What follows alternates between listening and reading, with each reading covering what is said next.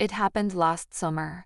It was unbearably hot, and I, a 20-year-old girl, had to move to a country cottage.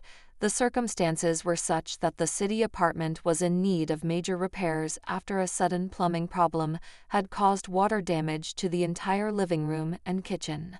The contractors estimated the job to take several weeks, so I decided to live in the country for the time being. I inherited the cottage from my grandmother, a small house, a neat vegetable garden, and an old apple tree. So much for the farm. I had never spent much time there before, only visiting on weekends. During those visits, I would help in the garden, planting flowers or pulling weeds under my grandmother's supervision. This always seemed peaceful, albeit fleeting to me. But now, living here permanently, I found this space both liberating and strangely lonely. I was up early that day. The sun had barely risen, but the air was already forebodingly hot. The horizon glimmered dimly, hinting at another scorching day.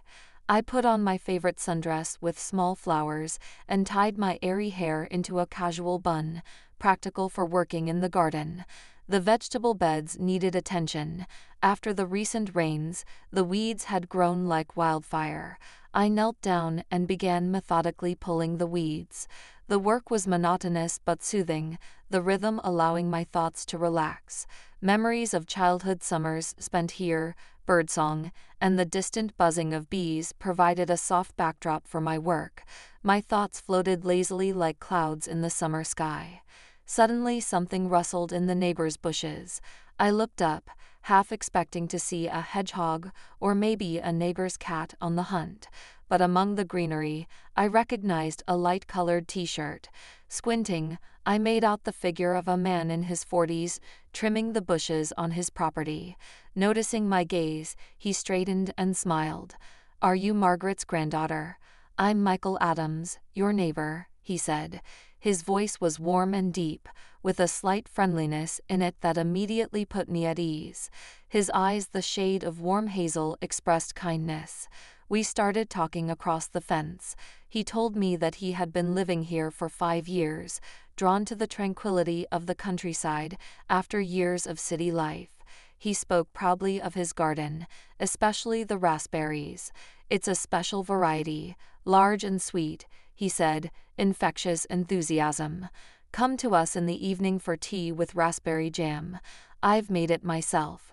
It'll be nice to get to know each other better." All day my thoughts returned to Michael. There was something about his quiet confidence, the way he spoke in a measured tone, every word thoughtful and deliberate. By late afternoon, curiosity and mild excitement took over. I carefully chose a light knee-length dress and let my hair down for the first time in days. I told myself it was just a tea, a neighborly visit. Yet my heart fluttered as I crossed the garden and approached his house. Michael's house was charming, with ivy climbing the walls and flower pots on the veranda. On the veranda was an old round table covered with a white tablecloth. He greeted me warmly and poured tea into porcelain cups with gold rims. "These are my grandmother's cups," he said with a nostalgic smile, noticing my interest. The jam, as promised, was delicious, its sweetness balanced by a note of tartness. We talked for several hours, the conversation flowing easily and casually. He shared stories of his travels, describing faraway places with the talent of a storyteller. I was mesmerized by his stories, his voice painting vivid images of bustling markets, quiet mountain trails, and sunsets over distant seas. The crickets began their evening song as the sun dipped below the horizon. Michael turned on the old table lamp, and its soft yellow light cast a warm, cozy glow on the veranda. In that light, his face seemed even more striking. His graying temples and laughing wrinkles around his eyes spoke of a life lived, and yet he seemed timeless.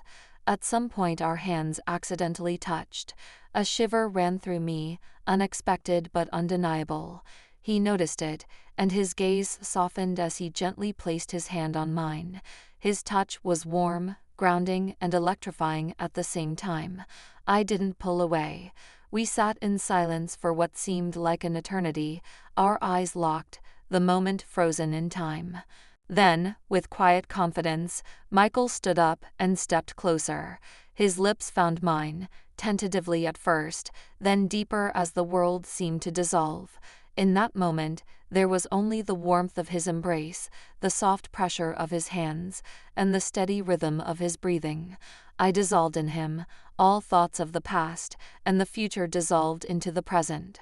The next morning I woke up in his bed, sunlight streaming through the curtains. Michael was still asleep, his arm wrapped protectively around my waist. I slipped quietly out of bed and headed for the veranda. The morning air was cool and crisp, and the songs of the birds filled the silence.